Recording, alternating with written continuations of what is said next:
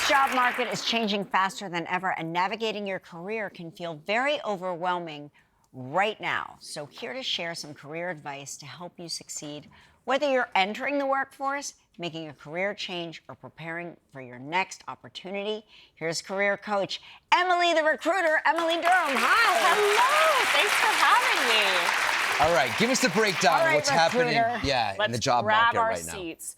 So we know one of the big headlines that kind of keeps me up at night is on average, the U.S. loses 180 jobs every day.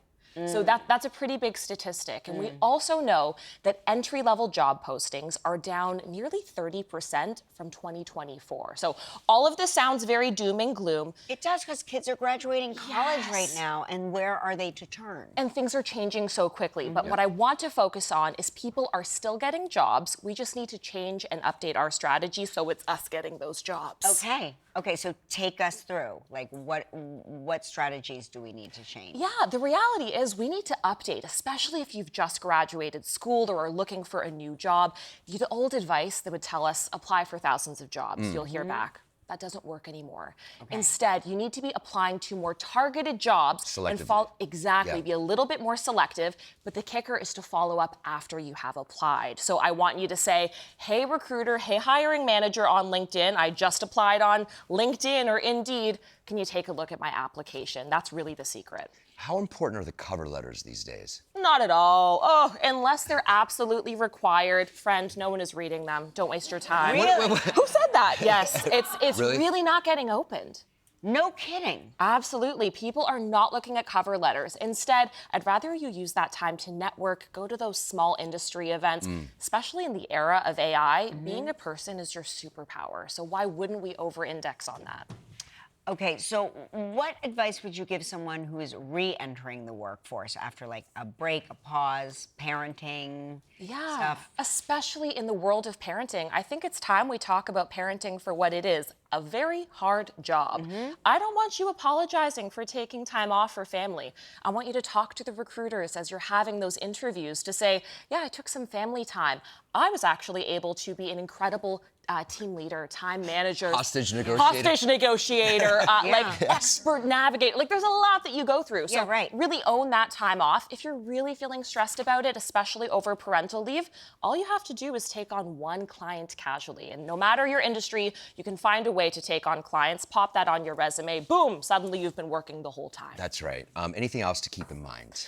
Yeah, I would definitely say don't go dark on the industry. Even if it's just one LinkedIn post a month, one coffee chat, just so you know what's changing, especially as things are moving so quickly, that can be an incredible superpower too. What if somebody is experiencing a layoff, a loss of job? What advice would you share with them right now? Because it can get very daunting very quickly if you're counting on your job. 100%. The first thing is, unfortunately, most people are experiencing layoffs. The only silver lining in this is the stigma is gone. So you can post on LinkedIn, hey, I was affected by a structural change. Is anyone hiring? You can reach out to people and be honest, hey, my role was eliminated. Are you able to connect me with anyone? So really leading with that vulnerability is one great tip. The other is don't sign anything until you have thoroughly reviewed it, because sometimes you can get a little more money than what they're offering you. Okay, and what advice would you give individuals who are 50 and older hunting for a job? I hate that we even have to think about this with age discrimination, but we do. But the big focus, I would say, is as important as all of your legacy work has been, lead with that, but then equally talk about what your plans are for the future and what you're learning. Talk about how you know what is changing in the industry, how you're moving with AI, and what you're excited to accomplish in the future.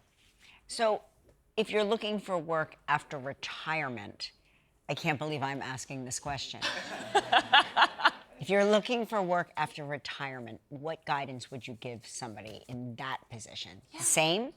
You know, I wish they would have told us retirement was going to be a luxury, but in lieu of this, all of your experience is so valuable, especially as the market changes so quickly. This is a great time for you to position yourself as a consultant. Maybe it's taking on one client, maybe it's selling courses, maybe it's teaching, just a little bit so that you can actually monetize all of that incredible experience that is unique to you. And how should we prepare for AI? Oh, goodness, how much time do we have?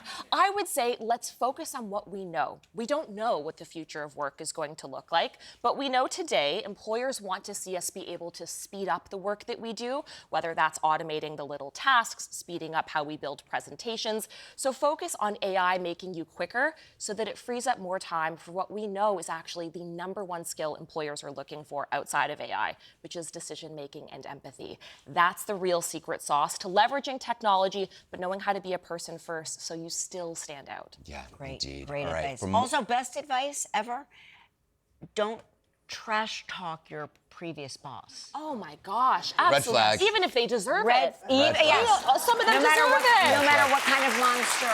Absolutely. All right.